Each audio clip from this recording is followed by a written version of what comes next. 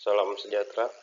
Pada kesempatan kali ini saya akan mempresentasikan mengenai tugas akhir semester pada mata kuliah seminar perbandingan bidang kesehatan Magister Ilmu Hukum Universitas Internasional Batam yang berjudul Eutanasia dalam Perbandingan Hukum Kesehatan antara Indonesia dan Kanada. Perkenalkan, nama saya Dr. Brili Pangaribuan, SH, nomor pokok mahasiswa adalah 1952037. Pada kesempatan ini, kita akan berfokus pada pembahasan tentang bagaimana eutanasia dalam perbandingan hukum kesehatan antara Indonesia dengan Kanada. Perkembangan teknologi dalam bidang kedokteran menyebabkan berbagai penemuan-penemuan baru yang semakin mendukung kehidupan masyarakat dengan salah satu teknologi dalam bidang kedokteran yang berhubungan erat dengan hak untuk hidup seseorang yang akhir-akhir ini masih banyak diperdebatkan, yakni tindakan eutanasia. Eutanasia sendiri berasal dari bahasa Yunani yang artinya eutanos, yang berarti mati dengan baik tanpa adanya penderitaan. Eutanasia sendiri berasal dari dua kata, yakni eu yang berarti baik dan thanos yang berarti mati. Eutanasia juga dapat diartikan sebagai praktik pencabutan kehidupan manusia atau hewan melalui cara yang dianggap tidak menimbulkan rasa sakit atau menimbulkan rasa sakit yang minimal, biasanya dengan memberikan suntikan yang mematikan. Pada prinsipnya, hak untuk hidup merupakan hak fundamental atau hak asasi dari setiap manusia. Hal ini juga tertuang pada konstitusi kita, yakni pada Undang-Undang Dasar 1945, yang melindungi hak untuk hidup. Di dalam pasal ini adalah pasal 28 ayat A Undang-Undang Dasar 1945, yang menyebutkan bahwa setiap orang berhak untuk hidup serta berhak mempertahankan hidup dan kehidupannya. Sudah tentu praktik eutanasia mengalami pro dan kontra. Mereka yang mendukung eutanasia berargumen bahwa memaksakan kehidupan yang menderita akibat cacat fisik, penyakit baik fisik maupun non-fisik, merupakan tindakan irasional dan tidak menghormati dan menghargai hak insani manusia. Dalam perspektif HAM atau hak asasi manusia di Indonesia, merupakan hal yang sangat menarik, mengingat dalam Undang-Undang Hak Asasi Manusia memakai hidup sebagai salah satu hak yang sangat prinsipil. Bahkan, hak ini masuk dalam kategori non-derogable right, yakni hak yang tidak dapat dikurangi dalam kondisi apapun dan oleh siapapun. Dari berbagai macam perdebatan mengenai eutanasia, mulai dari sudut pandang HAM, agama, dan praktiknya di berbagai negara, alangkah baiknya Indonesia tetap melarang perbuatan eutanasia dengan menuangkannya ke dalam suatu ketentuan hukum yang lebih tegas dan jauh lebih baik dari peraturan eutanasia sebagaimana terdapat dalam KUHP saat ini. Bagi kita di Indonesia, sebagai umat beragama dan berpancasila yang percaya kepada kekuatan mutlak dari Tuhan Yang Maha Esa, di mana dicantumkan pada ideologi dasar negara kita, yaitu Pancasila, dalam sila pertama yang berbunyi ketuhanan Yang Maha Esa. Oleh sebab itu, segala sesuatu yang diciptakannya dan penderitaan yang dibebankan kepada makhluknya mengandung makna dan maksud tertentu. Dokter sendiri harus menyerahkan segala kepandaiannya dan kemampuannya untuk meringankan penderitaan dan memelihara hidup untuk tidak mengakhirinya.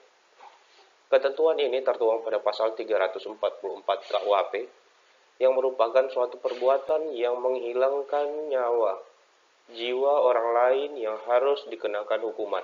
Namun, dengan adanya permintaan dari pasien untuk menghilangkan jiwanya, maka dokter perlu dilindungi demi menjaga nama baik seorang dokter terkait dengan sumpah jabatan dan kode etik yang digariskan kepadanya. Artinya dokter harus berhati-hati untuk melakukan eutanasia. Selain pada pasal 344 KUHP, masalah eutanasia juga dihubungkan dengan pasal 338, 340, 345, dan pasal 359 KUHP.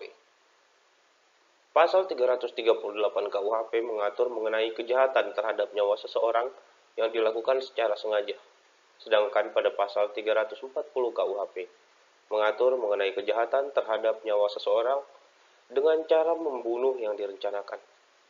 Sedangkan pada pasal 345 KUHP mengatur mengenai kejahatan terhadap nyawa seseorang dengan mengajurkan atau membantu kepada orang lain untuk bunuh diri.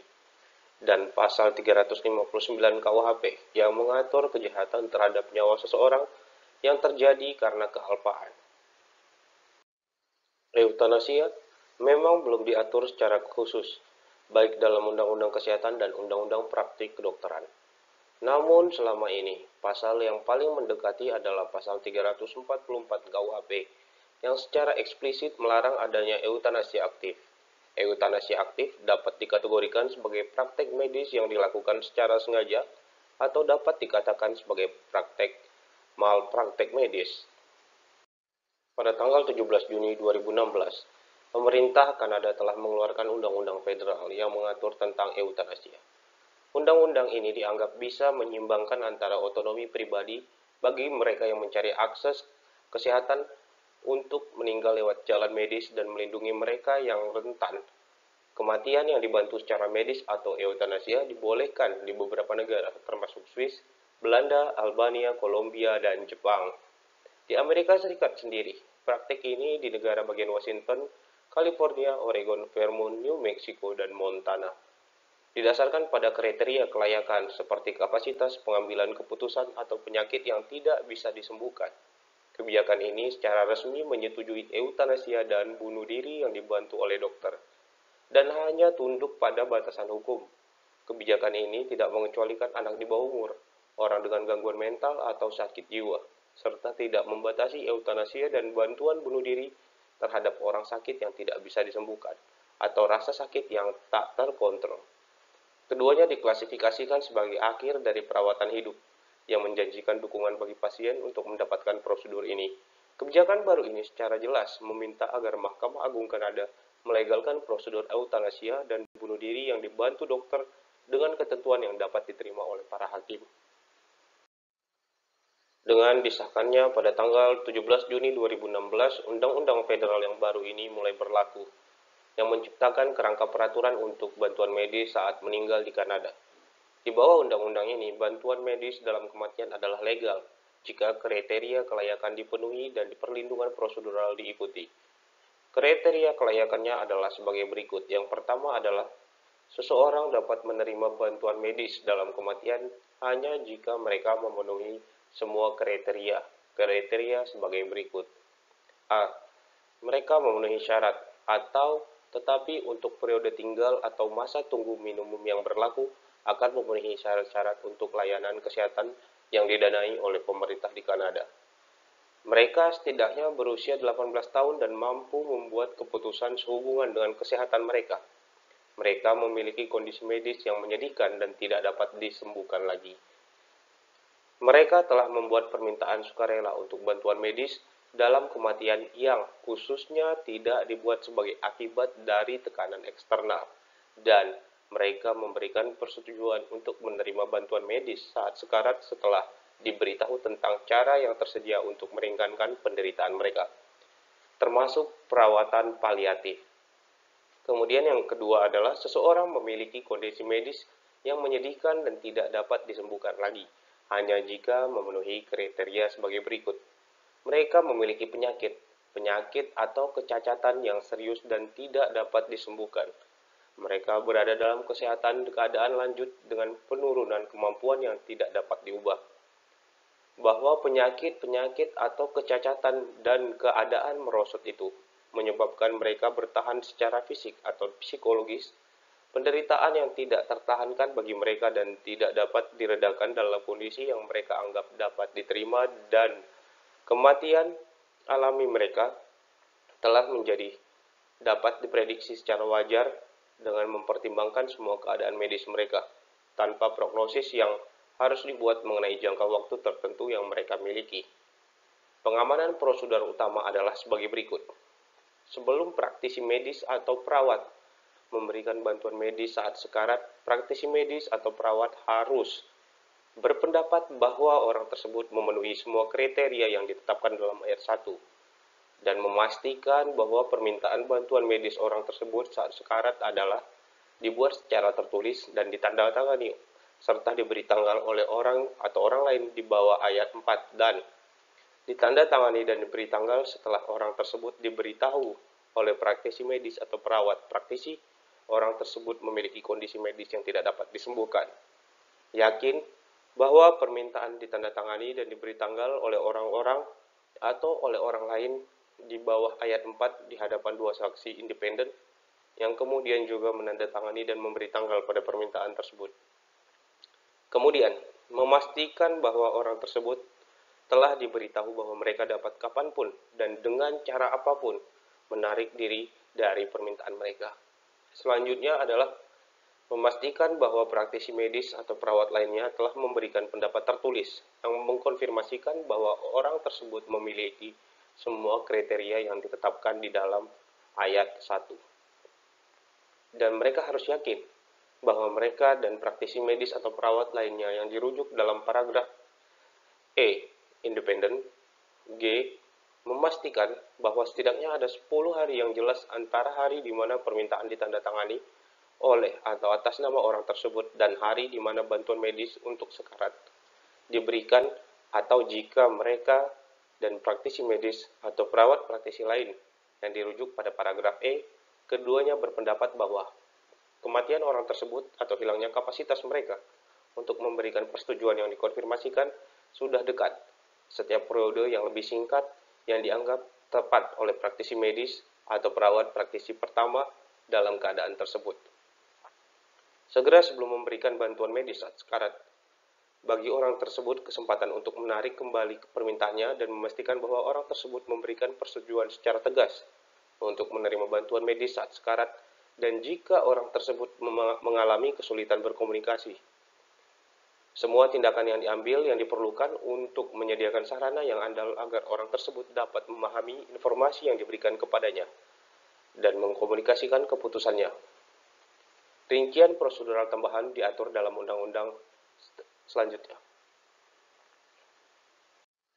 Selain itu, di bawah Undang-Undang Menteri Kesehatan dan Kehakiman, diwajibkan untuk memulai tinjauan independen atas masalah permintaan yang dibuat oleh anak di bawah umur yang sudah dewasa, permintaan yang dibuat sebelum kehilangan kapasitas, dan permintaan yang dibuat oleh individu dengan penyakit mental sebagai satu-satunya yang mendasarinya. Kondisi para menteri harus mulai ditinjau sebelum 18 Desember 2016 dan kemudian harus membawa laporan ini dari gedung parlemen selambat-lambatnya 2 tahun setelah dimulainya tinjauan. Sementara itu, pemerintah provinsi dan teritorial sedang mengembangkan tanggapan mereka terhadap perubahan terbaru KUHP. Telah tiba saatnya kita pada kesimpulan setelah apa yang saya paparkan pada slide-slide sebelumnya mengenai eutanasia. Kesimpulannya adalah yang pertama, eutanasia dan bunuh diri dengan bantuan di Kanada memiliki tanggung jawab untuk memastikan bahwa perawatan paliatif rumah sakit yang lengkap dan penuh kasih tersedia untuk semua, yaitu warga Kanada yang mengetahui layanan ini dengan cara mengaksesnya di setiap diskusi tentang legalitas eutanasia dan bunuh diri dengan bantuan juga harus mengatasi masalah kompleks termasuk kapasitas orang yang tersebut untuk membuat pilihan yang terinformasi. Implikasinya bagi orang-orang yang rentan dengan disabilitas, etika, akses, dan potensi tantangan hukum. Masalah terkait asuransi dan mekanisme untuk mendeteksi dan mencegah pemaksaan atau penyalahgunaan. Perkembangan eutanasia di Indonesia sendiri masih belum memiliki aturan dan undang-undang tersendiri. Di Indonesia masih banyak yang menentang eutanasia karena dianggap melanggar hak asasi manusia. Hal ini sesuai dengan pasal 1 angka 1 Undang-Undang Nomor 39 tentang HAM. HAM adalah seperangkat hak yang melekat pada hakikat dan keberadaan manusia sebagai makhluk Tuhan Yang Maha Esa, dan merupakan anugerahnya yang wajib dihormati, dijunjung tinggi, dan dilindungi oleh negara, hukum, pemerintahan, dan setiap orang demi kehormatan serta perlindungan harkat dan martabat. Tindakan eutanasia juga dianggap bertentangan dengan Undang-Undang Hukum Pidana pasal 338 hingga pasal 345 mengenai penghilangan nyawa seseorang. Apabila dikaji kembali, penerapan eutanasia akan memberikan dampak pada pihak medis maupun keluarga. Dari sisi medis, dengan penetapan eutanasia akan mengurangi beban biaya rumah sakit untuk pelayanan pasien tersebut. Selain itu, jumlah ruangan untuk pasien baru juga akan lebih tersedia. Demikianlah apa yang dapat saya sampaikan mengenai perbandingan hukum kesehatan antara Indonesia dan Kanada mengenai eutanasia. Lebih dan kurangnya saya minta maaf atas perhatian dan kesempatan yang diberikan. Saya ucapkan terima kasih. Sampai jumpa.